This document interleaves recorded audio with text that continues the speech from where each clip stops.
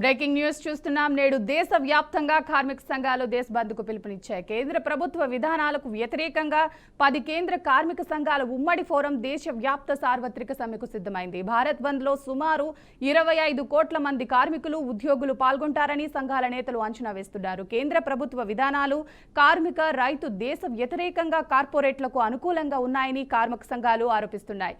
ఇక ఇందుకు సంబంధించి మరింత సమాచారం మంచిర్యాల నుంచి మా ప్రతినిధి శామ్ అందిస్తారు. కేంద్ర ప్రభుత్వం అనుసరిస్తున్న కార్మిక వ్యతిరేక విధానాలకు నిరసనగా ఈ దేశవ్యాప్తంగా అన్ని కార్మిక సంఘాలు జేఏఎస్ గా ఏర్పడి మాత్రం బంద్కు పిలుపునిచ్చింది. దీనిలో భాగంగానే అన్ని కార్మిక సంఘాలతో పాటు కార్మికులు కూడా ఈ రోజు ఒకరోజు సమ్మెను చేస్తున్న పరిస్థితి కనబడుతుంది. ముఖ్యంగా కేంద్ర ప్రభుత్వం అయితే 4 లేబర్ కోడ్లను తీసుకొచ్చింది. ఈ లేబర్ కోడ్లకు నిరసనగా మాత్రం ఈ రోజు దేశవ్యాప్తంగా సమ్మెను కార్మికులందరూ చేస్తున్న పరిస్థితి కనబడుతుంది. అంతేకాకుండా సింగరేణి వ్యాప్తంగా కూడా ఏదైతే సింగరేణి కార్మికులు ఉన్నారో సింగరేణి కార్మికులు అయితే 4 లేబర్ కోడ్లతో పాటు ఇంకా వీళ్ళకున్న సమస్యలను అయితే పొందుపరిచి కార్మిక యాజమాన్యానికి మాత్రం ఇంతవరకే సమ్మె నోటీసులు ఇచ్చిన పరిస్థితి కనబడుతుంది. ముఖ్యంగా మన దగ్గర కొంతమంది కార్మిక నాయకులు ఉన్నారు. మన అడిగి మరికొన్ని విషయాలు అన్న చెప్పండి, అసలు ఈ రోజు సమ్మె చేయడానికి గల కారణం ఏంటి? కేంద్రంలోని బీజేపీ ప్రభుత్వం రెండోసారి అధికారంలోకి వచ్చిన తర్వాత ఇంత క్రితం నాయకులు ప్రాణత్యాగాలు చేసి ఏవైతే చట్టాలను తీసుకొచ్చారో 44 చట్టాలు, వాటిని 4 లేబర్ కోడ్లో తీసుకురావాలని చెప్పి చేయడం కార్మికుల యొక్క హక్కులను మొత్తం హరించి వేయడమే అవుతుంది. బోనస్ యాక్ట్ కానీ, వర్క్మెన్ కాంపెన్సేషన్ యాక్ట్ కానీ, ఇండస్ట్రియల్ డిస్ప్యూట్ యాక్ట్ కానీ ఎలాంటి చట్టాలు కూడా లేకుండా ఈరోజు ఈ చట్టాలను నిర్వీర్యం చేసి కార్పొరేట్లకు దారదత్తం చేయాలని మోడీ తీసుకున్న నిర్ణయానికి వ్యతిరేకంగా భారతదేశంలోని అన్ని కార్మిక సంఘాలన్నీ కలిసి మే 20వ తారీఖున దేశవ్యాప్త సమ్మెకు పిలుపునివ్వడం జరిగింది. అందులో భాగంగా సింగరేణిలో ఏఐటీసీ, ఐఎన్టీసీ, సిఐటియు, తెలంగాణ బొగ్గని కార్మిక సంఘం మరియు ఐఎఫ్ నాయకత్వంలో ఒక జేఏసీ మరియు విప్లవ కార్మిక సంఘాల తరఫున ఇంకొక జేఏసీ కలిసి కార్మికులను సమ్మెకు సన్నద్ధం చేయడం జరిగింది. కానీ ఆ రోజు పరిస్థితుల్లో దేశంలో యుద్ధ వాతావరణం ఉంది కాబట్టి తప్పనిసరిగా ఆ సమయంలో సమ్మె చేయొద్దన్న ఉద్దేశంతో జూలై 9కి ఆ సమ్మెను వాయిదా వేసిన తర్వాత కార్మికులకు మేము అన్ని యూనియన్ల నాయకులందరం ప్రతిరోజు బావుల మీద, డిపార్ట్మెంట్ల మీద సమావేశాలు ఏర్పాటు చేసి సమ్మె యొక్క ఆవశ్యకతను, వాళ్ళ యొక్క వ్యక్తిత్వానికి మాత్రమే కాకుండా కేవలం బోనస్ కానీ, ఇంక్రిమెంట్లు కానీ వీటికి సంబంధించి కాకుండా మీ యొక్క ఉద్యోగ భద్రతకే ముప్పచ్చే పరిస్థితి ఉంది. మీరు గల్ఫ్ కార్మికుల వలె ఒక దయనీయ పరిస్థితిలోకి నెట్టివేయబడతారని మేము చేసిన దానికి నమ్మకంగా కార్మిక లోకం మొత్తం ఈ రోజు సమ్మెకు సంఘీభావం తెలియజేయడం నిజంగా జేఏసీ తరఫున మరియు తెలంగాణ బుక్కని కార్మిక సంఘం తరఫున వారికి ప్రత్యేకంగా కృతజ్ఞత తెలియజేస్తూ, రాబోయే రోజుల్లో ఒకవేళ మోడీ ప్రభుత్వం ఈ ఒక్కరోజు సమ్మెకు వెరిసి ఆ చట్టాలను ఎలాగైతే రైతు చట్టాలను వారి యొక్క ఉద్యమానికి జడిసి వాపసు తీసుకొని క్షమాపణ చెప్పిండో అలాగే ఈ చట్టాలను గిట్ట 4 లేబర్ కోడ్లను క్యాన్సిల్ చేసి పాత చట్టాలు ఉండేట్టుగా చేయకుంటే జేఏసీ ఆధ్వర్యంలో రాబోయే రోజుల్లో నిరవధిక సమ్మెకు పిలుపునిచ్చినా కూడా అందరూ ఉండాలని చెప్పి పిలుపునియడం జరిగింది. ఈ సందర్భంగా ఈ సమ్మెకు సంఘీభావం తెలిపి ఈ సమ్మెను సక్సెస్ చేసిన ప్రతి ఒక్కరికి కూడా సింగరేణి జేఏసీ తరఫున ప్రత్యేక కృతజ్ఞతలు తెలియజేస్తూ జై తెలంగాణ. అన్న చెప్పండి, ముఖ్యంగా ఏదైతే సింగరేణిలో ఈ సింగరేణిలో మీకు ఎటువంటి సమస్యలు ఉన్నాయి, ఎటువంటి డిమాండ్లను పరిష్కరించాలని చెప్పేసి మీరు అయితే యజమానికి సమ్మె నోటీస్ ఇచ్చారు? దేశవ్యాపిత సమ్మెలో పాల్గొన్నటువంటి బొగ్గుగని కార్మికులకు Singareni collieries workers union AITC అలాగే జాయింట్ యాక్షన్ కమిటీ తరఫున విప్లవ జేజేలు ధన్యవాదాలు తెలియజేస్తా ఉన్నాం. అలాగే ఈ దేశంలో ఉన్నటువంటి సంఘటిత అసంఘటిత రంగ కార్మికులు 50 కోట్ల మంది ఈరోజు నరేంద్ర మోడీ కార్మిక వ్యతిరేక చర్యలకు నిరసనగా ఈరోజు సమ్మెలో సంపూర్ణంగా పాల్గొన్నారు. ఇకనైనా నరేంద్ర మోడీ బుద్ధి తెచ్చుకొని కార్మిక చట్టాల మార్పును ఉపసంహరించుకోకపోతే అసలు నీ సంగతి ఏందో చూస్తామనేటువంటి పద్ధతిలో కార్మిక వర్గం కదం దొక్కుతూ ముందుకు వెళ్తా ఉన్నది. ఈ రోజు ఒకరోజు చేస్తూ ఉన్నారు, భవిష్యత్తులో దీర్ఘకాలిక సమ్మెకు కూడా కార్మిక వర్గం వెనుకాడదని చెప్పేసి ఈ సందర్భంగా నరేంద్ర మోడీకి హెచ్చరిక జారీ చేస్తా ఉన్నాం. ఏదైతే 44 చట్టాలను ప్రధానంగా దానిలో ఉన్నవి 29 చట్టాలు ప్రధానమైనవి, వాటిని 4 కోడ్ల కిందికి మార్చడం ద్వారా కార్మిక వర్గాన్ని కట్టుబానిసలుగా చేసి ఈ ప్రైవేటీకరణ, కాంట్రాక్టీకరణ, ఉదారీకరణ ఈ దేశంలో పెంచి బొగ్గు రంగంతో సహా ఎల్ఐసి కావచ్చు, బిఎస్ఎన్ఎల్ కావచ్చు, అలాగే విమానయానం కావచ్చు, మిలిటరీకి మందుగుండు సప్లై చేసేటువంటి ఆర్డినెన్స్ ఫ్యాక్టరీ కావచ్చు, సెంట్రల్ కస్టమ్స్ కావచ్చు, ఈ దేశంలో ఉన్నటువంటి పబ్లిక్ సెక్టర్ ఒక్కటి కూడా ఉండకుండా చేయాలంటే ఈ కార్మిక చట్టాలను మార్పే ప్రధాన లక్ష్యంగా ముందుకు వెళ్తా ఉన్నాడు. ఆ డెవలప్మెంట్ వెంటనే ఉపసంహరించుకోవాలని కోరుతా ఉన్నాం.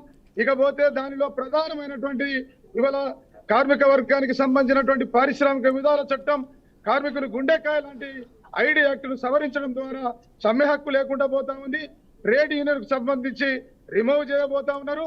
కార్మికులకు సంబంధించినటువంటి ఏదైతే 100కు 12 రూపాయలకు సంబంధించిన CMPF ను 10కి తగ్గించడం అయితేనేమి, పని గంటలు పెంచడం అయితేనేమి, ఇవాళ కార్మికులకు సంబంధించినటువంటి మూల వేతనంలో దాంట్లో సగం మాత్రమే అలవన్సులు ఉండాలనేటువంటిది కార్మిక వ్యతిరేక చర్యలు దీనిలో ఉన్నాయి.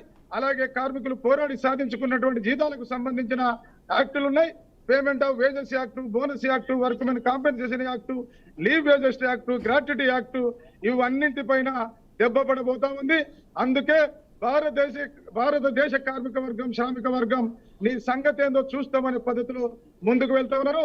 దీన్ని తెలుసుకో మోడీ, లేకపోతే కాలగర్భంలో కలుపుతామని ఇవాళ కార్మిక సంఘాల తరఫున హెచ్చరిక జారీ చేస్తా ఉన్నాం.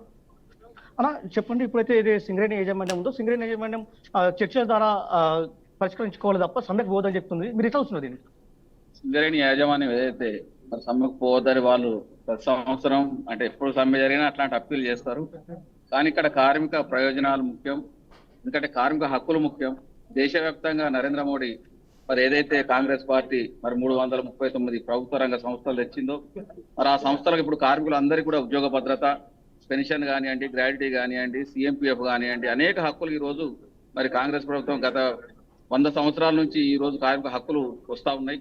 మరి దాన్ని 2014లో ఉన్నటువంటి నరేంద్ర మోడీ గెలిచినటువంటి నరేంద్ర మోడీ ఈ రోజు ఒక్కొక్క హక్కు తొలగించుకుంటూ కేవలం 14-15 మంది బడాబాబులకు, అంబానీలకు, ఆదానీలకు ఈ దేశ సంపద అంతా దోచిపెడతా ఉన్నారు. ఈ ప్రైవేట్ రంగం అయితే కార్మికులకు కూడా అనేక బ్యాంకులకు లోన్లు తీసుకొని వాళ్ళు ఇప్పటికి కొన్ని లక్షలాది కోట్ల రూపాయలు రుణాలు ఎగ్గొట్టి ఈ రోజు దేశ ప్రజలకు భారంగా మారుతా ఉన్నారు.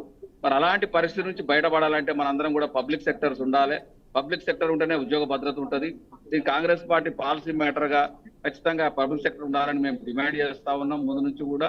కాబట్టి అనేక హక్కులు మనకు రావాలన్నా, ఉద్యోగ భద్రత ఉన్నా ఈ ప్రైవేట్ రంగం పోయి మరి పబ్లిక్ సెక్టర్ ఉంటేనే కార్మికులకు శ్రీరామ రక్షగా ఉంటుందని చెప్పి మరి సందర్భంగా తెలియజేస్తూ మరి సింగరేణి కార్మికులు మొక్కబో ధైర్యంతో గత 10 రోజుల నుంచి ఏదైతే జేఏసీ నాయకులు ప్రతి మైన్లు, డిపార్ట్మెంట్లు తిరిగి కష్టపడి మరి కార్మికులను మోటివేట్ చేసి మరి ఈ రోజు సమ్మెకి ఏ ఒక్క కార్మికుడు కూడా డ్యూటీకి రాకుండా మరి సమ్మె మరి విజయవంతం చేసినందుకు కార్మికుల వర్గానికి మరి అలాగే జేఏసీ నాయకులకు, కార్యకర్తలకు ఈ సందర్భంగా కృతజ్ఞతలు, ధన్యవాదాలు తెలియజేస్తా ఉన్నాం. అలా చెప్పండి, అసలు ఈ సమ్మె ఎలా జరుగుతుంది, ఎలా కొనసాగుతుంది? ఈ రోజు కేంద్రంలోని నరేంద్ర మోడీ ప్రభుత్వము బ్రిటిష్ కాలం లాంటి 44 కార్మిక చట్టాలను 4 కోడ్ల కింద మార్చి 2019 కరోనా టైంలో చట్టంగా మార్చి మొన్న ఏప్రిల్ నుంచి ఇంప్లిమెంట్ చేస్తా అని చెప్పడం జరిగింది.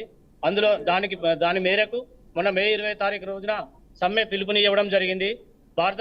పాకిస్తాన్ తోటి యుద్ధం జరుగుతున్న సందర్భంలో ఆ రోజు దేశ భద్రతకై దాన్ని జేఏసీగా అందరూ ఈ జూలై 9 తారీఖు నాడు మార్చడం జరిగింది. ఈ రోజు బ్రిటిష్ కాలం లాంటి 44 కార్మిక చట్టాలను 4 కోడ్ల కింద మార్చి ఇంప్లిమెంట్ చేయాలని ఈ నరేంద్ర మోడీ ప్రభుత్వము పూనుకున్నది. దాన్ని బేస్ చేసుకునే ఈ రోజు సమ్మెకు పిలుపునివ్వడం జరిగింది. ఈ పిలుపు మేరకు రేపు రాబోయే రోజులలో పెట్టుబడిదారి వ్యవస్థకే ఈ చట్టాలన్నీ మార్చి పెట్టుబడిదారు వ్యవస్థకే దోచి పెట్టాలని నరేంద్ర మోడీ కంకణం కట్టుకోవడం జరిగింది. అందులో భాగంగా సిఎంపిఎఫ్ వచ్చేసి ఇప్పుడు 12% కట్ అవుతుంది. రేపు ఏదైతే చట్టం ఇంప్లిమెంట్ అవుతుందో ఇంప్లిమెంట్ అయిన తర్వాత 10% ఉంది, 10% కాబోతుంది.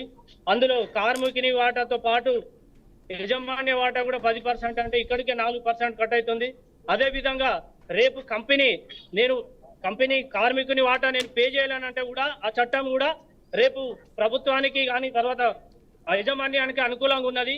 ఇదే విధంగా ఎక్కడ కూడా పర్మనెంట్ ఎంప్లాయీ అనేది ఎక్కడ కూడా చట్టంలో లేదు. అంత ఫిక్స్డ్ టర్మ్ ఎంప్లాయ్మెంట్ తీసుకురాబోతున్నాడు నరేంద్ర మోడీ.